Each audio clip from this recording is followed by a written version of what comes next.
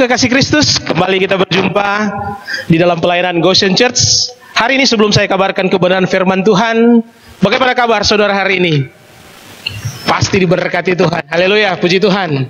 Mari siapkan hati kita, dimanapun saudara berada. Saya percaya hadirat Tuhan yang sama seperti dia ada di tempat ini, dia ada juga di tempat dimanapun Anda berada. Haleluya. Mari kita satu dalam doa. Bapa Sorgawi, kami mengucap syukur buat hari yang Kau beri bagi kami. Kalau kami masih hidup bernafas, ini semua karena anugerah Tuhan. Kami boleh melihat keluarga kami, saudara-saudara kami, ini semua karena kasih Tuhan yang begitu besar boleh kami nikmati.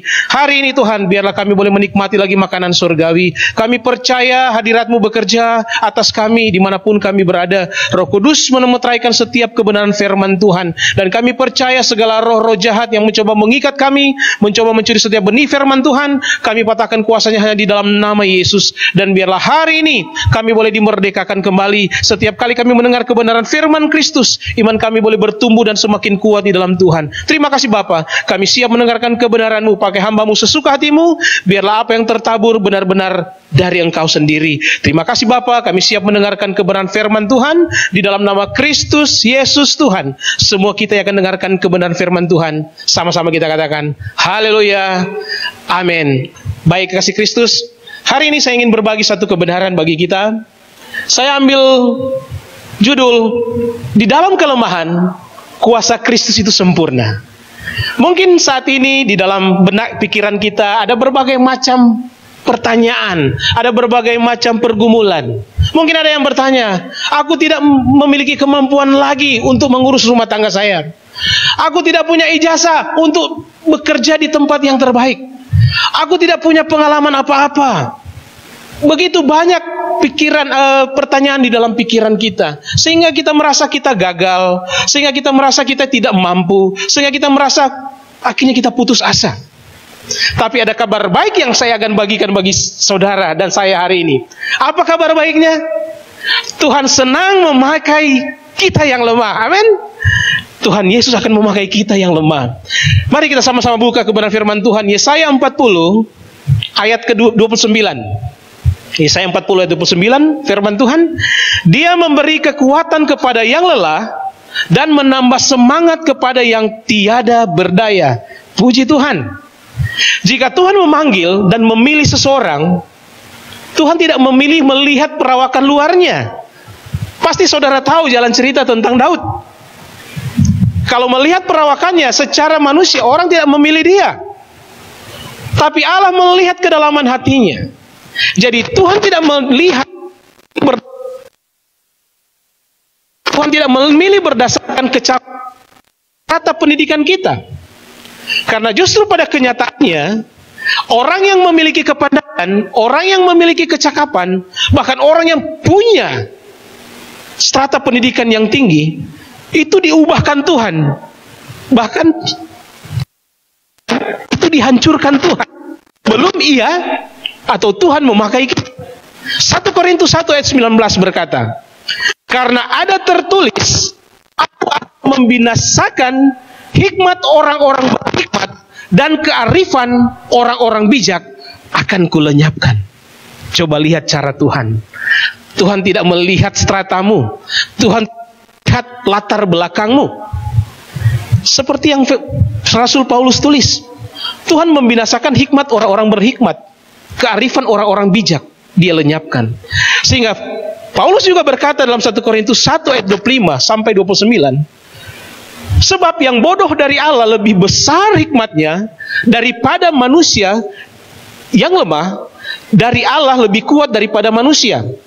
Ingat saja saudara-saudara bagaimana keadaan kamu ketika kamu dipanggil menurut ukuran manusia.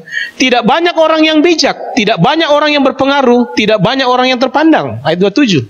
Tapi apa yang bodoh bagi dunia dipilih Allah untuk memalukan orang-orang yang berhikmat. Dan apa yang lemah bagi dunia dipilih Allah untuk memalukan apa yang kuat. Dan apa yang tidak terpandang dan yang hina bagi dunia dipilih Allah, bahkan apa yang tidak berarti dipilih Allah untuk meniadakan apa yang berarti, supaya jangan ada seorang manusia pun yang memegahkan diri di hadapan Allah. Inilah yang Rasul Paulus ajarkan kepada saya dan saudara. Melalui kelemahan, keraguan, bahkan kegagalan kita, Allah akan menyatakan hikmatnya bagi kita. Melalui ketidakberdayaan kita, Allah akan menyatakan kuasanya.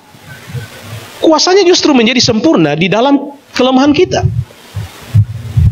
Kutip satu firman Tuhan dari kitab Pemazmur, Mazmur 8 ayat 3 berbunyi, dari mulut bayi-bayi dan anak-anak yang menyusu, telah kau letakkan dasar kekuatan karena lawanmu.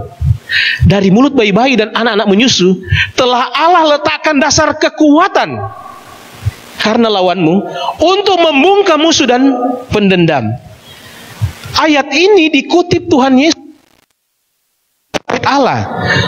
Nanti saudara bisa baca di selengkapnya cerita ini di dalam Matius 21. Di sana jalan ceritanya bait Allah itu dijadikan sarang penyamun. Di sana ada jual beli, di sana ada banyak pedagang merpati, dan Yesus di situ dia bongkar meja-meja, dia balikkan semua kursi-kursi dari pedagang-pedagang merpati itu, dan di situ banyak mujizat terjadi. Orang buta, orang timpang datang dan mujizat terjadi. Tapi di balik mujizat itu, apa yang terjadi dari kisah ini? Datanglah orang-orang, siapa? Ahli Taurat, imam-imam. Apa yang mereka katakan? Mereka bilang kepada Yesus, dia bilang, coba kita baca dalam Matius 21 ayat 16. Lalu mereka berkata kepadanya, imam-imam dan ahli Taurat berkata kepada Yesus, engkau dengar apa yang dikatakan anak-anak ini? Kata Yesus kepada mereka, aku dengar.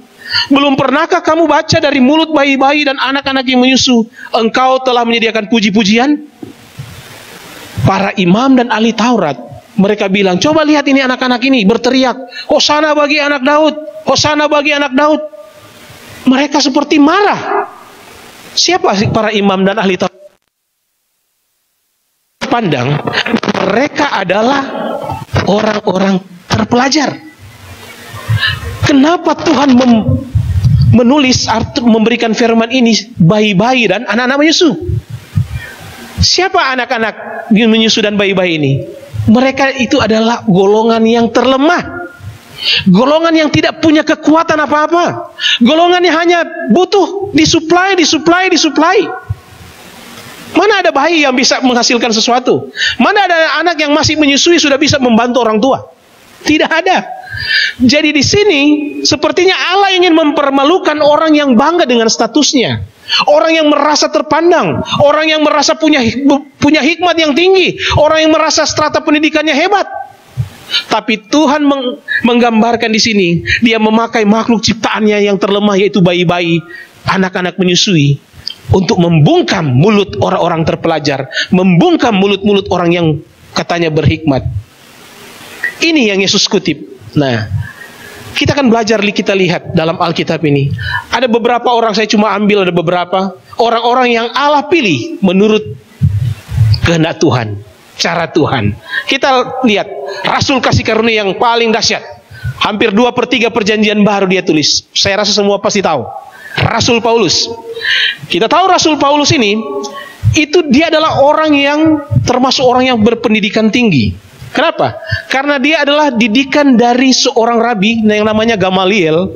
Nah, rabi ini yang guru besar dari kaum Farisi. Nah, kalau kita baca sejarahnya Rasul Paulus, dia dari 8 tahun sudah dimasukkan ke sinagog, diajar tentang hukum Taurat. Bahkan dia hafal, tidak ada yang dia lupakan, semua 5 kitab Torah. Nah, seorang Paulus ini, dia adalah calon Sanhedrin. Apa itu Sanhedrin? Itu majelis Yahudi yang menafsirkan hukum agama di Israel. Jadi tidak ada pilihan lain di luar Paulus, karena dia orang yang paling cerdas, orang yang paling pintar, dan orang yang menguasai tentang hukum agama atau hukum Taurat ini. Tapi saudara lihat, walaupun dia punya latar belakang seperti itu, berpendidikan, terpandang, dia orang Yahudi, tapi waktu Tuhan pakai dia, Tuhan mau pilih dia, Tuhan utus dia kepada siapa? Bukan kepada orang Yahudi, tapi Tuhan utus dia kepada orang-orang kafir, orang-orang yang tidak mengenal ajaran yang Paulus belajar. Jadi orang Yahudi itu orang-orang yang punya pikiran otak yang cerdas, intelek. Tapi Paulus diutus bukan untuk mereka. Yesus, Tuhan mengutus Paulus itu kepada orang-orang yang di luar orang Yahudi, atau istilahnya Gentile, orang kafir, orang yang bersahaja, orang yang tidak terpandang. Nah, jelas di sini orang-orang kafir ini tentu mereka tidak menghargai apa yang Paulus miliki, strata pendidikannya, statusnya di masyarakat. Karena orang-orang yang dia layani orang yang tidak mengenal apa yang Paulus belajar. Jadi coba lihat cara Tuhan. Tuhan pakai Paulus, ilmu apapun yang dia miliki, tapi ternyata ilmu itu bukan untuk orang-orang Yahudi, tapi untuk orang-orang non-Yahudi.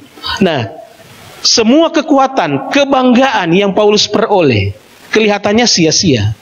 Tapi coba lihat cara Tuhan. Tuhan seperti mau kosongkan dia. Tuhan bukan mau bawa dia ke Yerusalem, ke Israel, tapi Tuhan bawa dia ke padang gurun Arab. Coba kita lihat Galati 1 ayat 17. Galati 1 ayat 17. Juga aku tidak pergi ke Yerusalem mendapatkan mereka yang telah menjadi rasul sebelum aku, tetapi aku berangkat ke tanah Arab dan dari situ kembali lagi ke Damsyik. Kenapa dia harus ke tanah Arab? Dia harus diproses di padang gurun, seperti dinihilkan, dinolkan lagi. Apa yang dia miliki seperti itu dihapus semua. Dan Tuhan mau pakai sesuai dengan caranya, bukan dengan cara kita. Coba lihat. Jadi Paulus belajar di sini keberhasilannya menjadi seorang rasul Kristus ketika dia menyerahkan apa yang dahulu merupakan keuntungan bagiku, sekarang ku anggap rugi karena Kristus. Ini yang Paulus tulis dalam Filipi 3 ayat 7 dan 8. Tetapi apa yang dahulu merupakan keuntungan bagiku, sekarang ku anggap rugi karena Kristus. Malahan segala sesuatu ku anggap rugi karena pengenalan akan Kristus Yesus Tuhanku lebih mulia daripada semuanya. Oleh karena dialah aku melepaskan semuanya itu dan menganggapnya sampah supaya aku memperoleh Kristus. Pendidikan apapun yang dia miliki, strata setinggi apapun yang dia miliki, dianggap sampah. Apa yang dia pelajari dulu dianggap sampah ketika dia mengenal pribadi Kristus. Kebanyakan dari kita terlalu membanggakan apa yang kita miliki. Itu tidak salah kita sekolah tinggi, itu kita tidak salah kita ambil ilmu setinggi mungkin, tapi jangan itu menjadi kebanggaanmu. Apa yang saudara peroleh itu sebenarnya hikmat dari yang memberi hikmat itu. Paulus belajar dari hal ini. Terus dia katakan, tidak ada kata-kata hikmat yang meyakinkan, tetapi dengan keyakinan akan kekuatan roh. 1 Korintus 2 ayat 4. Jadi bukan dengan kekuatannya, tapi semua hanya dari roh. Kita lihat dalam 1 Korintus 2 ayat 4. Baik perkataanku maupun pemberitaanku tidak kusampaikan dengan kata-kata hikmat yang meyakinkan, tetapi dengan keyakinan akan kekuatan roh. Ayat 5. Supaya iman kamu jangan bergantung pada hikmat manusia, tetapi bergantung kepada apa? Kekuatan Allah. Ini yang harus kita miliki. Jangan andalkan kekuatan kita. Jangan saudara membanggakan apa yang saudara. Memang kepintaran itu dari Tuhan. Hikmat itu dari Tuhan. 1 Korintus 1 ayat 30. Jadi saya dan saudara bersyukur kalau saudara punya jabatan, saudara memiliki tingkat pendidikan yang tinggi, saudara cerdas, saudara punya kedudukan yang baik. Tapi jangan saudara banggakan itu. Saudara banggakan saudara punya Yesus dalam hidupmu, seperti yang Paulus alami. Jadi untuk meyakinkan orang-orang bahwa Yesus adalah juru selamat mereka, Paulus menekankan pada pekerjaan roh yang penuh mujizat. Jadi melalui dia, melalui seorang rasul, melalui pribadi Paulus, roh yang Tuhan beri padanya, ini yang menjadi kekuatannya, sehingga pekabaran tentang nama Kristus itu boleh dia jalani. Paulus, apakah dalam pelayanan Paulus itu enak-enak saja? Saudara nanti boleh baca dalam kisah Paulus itu. Sekalipun dia dalam pergumulan, sekalipun dia dianiaya, tapi karena Kristus dia tetap merasa sukacita. Jadi ternyata hikmat, strata pendidikan, kecakapan, kepintaran dari seorang rasul Paulus itu bisa dihancurkan Allah, diubah Allah untuk melayani orang-orang yang tidak mengenal apa yang Paulus miliki. Orang yang kedua, Rasul Petrus. Kita semua tahu siapa Rasul Petrus.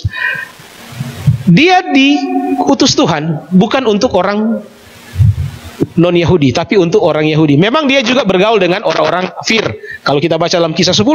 Tetapi ia tinggal di Yerusalem di antara orang-orang Yahudi yang paling terkemuka. Waktu itu kan Yahudi di dalam pemerintahan atau dikuasai oleh kerajaan Romawi. Nah, coba baca Galatia 2 ayat 8. Karena ia yang telah memberikan kekuatan kepada Petrus untuk menjadi rasul bagi orang-orang bersunat. Orang-orang bersunat sini itu identik atau dikatakan orang Yahudi.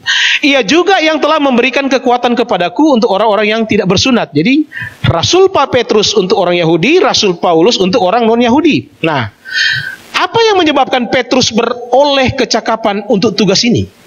Kita tahu Petrus bukan orang yang berpendidikan tinggi. Petrus itu bukan orang terpelajar, dia hanya seorang nelayan. Kenapa bisa begini? Dia boleh mengajar, dia boleh menjadi rasul bagi orang-orang yang terpelajar. Ini karena hikmat yang Tuhan beri bagi dia. Karena kekuatan Kristus ada pada Petrus. Kita lihat Kisah Para Rasul 4 ayat 13 berkata, ketika sidang itu melihat keberanian Petrus dan Yohanes dan mengetahui bahwa keduanya orang biasa yang tidak terpelajar, heranlah mereka dan mereka mengenal keduanya sebagai pengikut Yesus. Coba lihat, orang yang tidak terpelajar, orang yang tidak terpandang, tapi Tuhan pakai untuk menjadi berkat bagi orang-orang yang terpelajar. Coba lihat cara kerja Tuhan. Paulus yang terbelajar dipakai Tuhan bukan untuk orang terpelajar. Kebalikan, Petrus, orang yang tidak terpelajar menjadi berkat bagi orang yang terpelajar. Itulah cara Tuhan. Jadi, saya dan saudara, jangan kita ragukan kemampuan kita. Jangan kita ragu, oh saya tidak punya kekuatan apa-apa. Saya tidak punya materi apa-apa. Saya punya kelemahan fisik. Saya tidak punya pengalaman. Justru di dalam kelemahan itu Tuhan mau berkarya bagi engkau. Nah, pertanyaan sekarang, bagaimana kelemahan itu diubah menjadi kekuatan untuk beroleh berkat? Kembali ke Yesaya 40:29. Dia memberi kekuatan kepada yang lelah dan menambah semangat kepada yang tiada berdaya. Poin yang pertama kita boleh belajar bagaimana kita mau mengubah kelemahan kita menjadi kekuatan untuk memperoleh berkat. Pertama, kita harus bergantung penuh kepada Tuhan. Mengapa kita harus bergantung penuh? Ini memang kemauan Yesus, kemauan Tuhan, supaya kita hanya hidup bergantung kepada Dia. Karena kekuatannya menjadi sempurna di dalam kelemahan kita. Kuasanya bukanlah untuk yang kuat, tapi Ia memberikan lebih banyak anugerah kepada mereka yang lemah. Jadi anugerah itu bukan kepada orang yang kuat. Kasih karunia itu bukan kepada orang yang berpendidikan, tapi anugerah Tuhan, kemurahan Tuhan justru masuk kepada orang-orang yang terlemah, orang-orang yang merasa disisihkan, orang-orang yang merasa dikucilkan. Disitulah anugerah makin nampak dan nyata. Nah, sikap ketergantungan kepada Allah akan menarik perhatian Allah dan menarik Allah dekat dengan kita. Jadi Tuhan mau kita memang hanya bergantung kepada Dia, karena Dia tahu kemampuan saya dan saudara. Kita terbatas adanya. Jadi sikap ketergantungan kepada Allah itu menarik perhatian Allah kepada kita, sehingga seolah-olah kita menarik Dia itu dekat kepada kita. Dan apa yang terjadi? Kuasa supernatural akan kita miliki. Amin. Mungkin di saat-saat ini saya lemah, saya tidak punya apa-apa. Tapi di saat saudara, Tuhan saya mau bergantung penuh. Saudara doa, saudara penyembahan pujian. Ini yang Dia mau, Dia lihat hatimu, Dia bukan lihat suaramu. Di saat saudara lagi berseru kepada Dia, di saat saudara bersyukur kepada Dia, tanpa saudara sadari sebenarnya impartasi kuasa surga sementara terjadi bagi engkau. Di dalam kelemahan akan nampak berkat itu. Ingat saudara, saudara lemah, sebenarnya lagi terselubung ada rahasia besar, berkat besar dalam kehidupanmu. Tapi saudara mungkin tidak lihat saat ini. Tapi biarlah di saat saudara dengar kebenaran ini, di dalam kelemahan itulah berkat Tuhan akan tercurah bagi engkau. Kita jangan larut dengan perasaan rendah diri. Ingat, beda ya rendah diri sama rendah hati. Kalau rendah diri, saudara seolah-olah saudara tidak punya harga diri lagi. Saudara ini tidak ada nilai lagi. Oh, saudara berharga di mata Tuhan. Jangan saudara putus asa, jangan saudara patah hati. Jadi poin yang pertama, kita harus bergantung penuh kepada Dia. Poin yang kedua, pegang terus firman Tuhan. Karena semua jawaban ada dalam firman Tuhan. Terkadang firman hanya kita jadikan bacaan, padahal firman itulah jawaban bagi saya dan saudara. Di saat kita lemah, di saat kita tidak sanggup, Tuhan, saya tidak sanggup lagi, keluarga saya di masa pandemi corona ini, saya tidak punya kemampuan lagi untuk membiayai sekolah anak saya tidak punya kemampuan lagi untuk membiayai rumah tangga saya. Ingat, firman Tuhan adalah jawaban bagimu. Filipi 4:13, segala perkara dapat kutanggung di dalam Dia yang memberi apa? Kekuatan atau kemampuan kepadaku. Saudara amenkan firman Tuhan, karena firman adalah pribadinya. Kalau saudara percaya perkataan ini, maka itu akan termanifestasi atas engkau. Saudara berkata bukan aku lemah, tapi saudara akan berkata aku kuat. Mungkin saudara saat ini, Tuhan, terlalu banyak orang yang menyerang aku. Ini banyak penyakit sekarang yang menyerang aku. Lukas 10 ayat 19, sesungguhnya aku telah memberi kuasa kepadamu untuk menginjak ular dan kalajengking, dan kuasa untuk menahan kekuatan musuh, sehingga tidak ada yang akan membahayakan kamu. Jangan saudara merasa takut gemetar, jangan saudara patah hati. Jawabannya ada di dalam firman Tuhan. Aminkan itu dalam hidupmu. Jadi pegang firman Tuhan. Disitulah jawabanmu, bukan hanya bacaanmu, tapi disitulah jawabanmu, jalan keluarmu. Poin yang ketiga, kita harus mendekat kepada Dia. Goshen artinya drawing near atau mendekatlah. Pelayanan ini ada karena Tuhan menyuruh kita untuk bentuk pelayanan ini, mendekat kepada Dia. Pelayanan Goshen ada sebelum adanya virus corona ini. Dan puji Tuhan, di saat Goshen terbentuk, kalau kita saudara boleh cari cerita tentang Goshen. Di Goshen itu orang Israel terpelihara. Di dalam, kalau coba saudara baca Kejadian 45 ayat 10. Yusuf panggil saudara-saudaranya. Dia bilang, engkau akan tinggal di tanah dekat.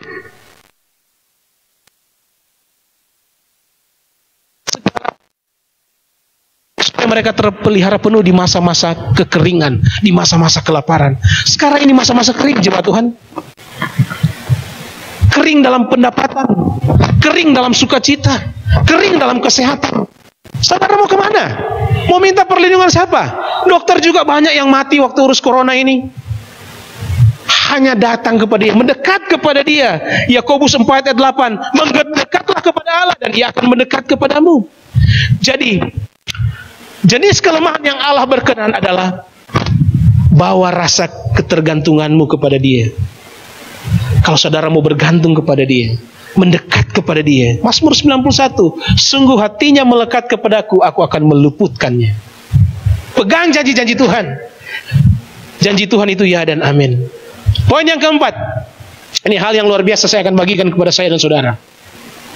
Poin yang keempat, ganti kekuatanmu dengan kekuatannya. Yesaya 40 ayat 31. Tetapi orang-orang yang menanti-nantikan Tuhan mendapat kekuatan baru.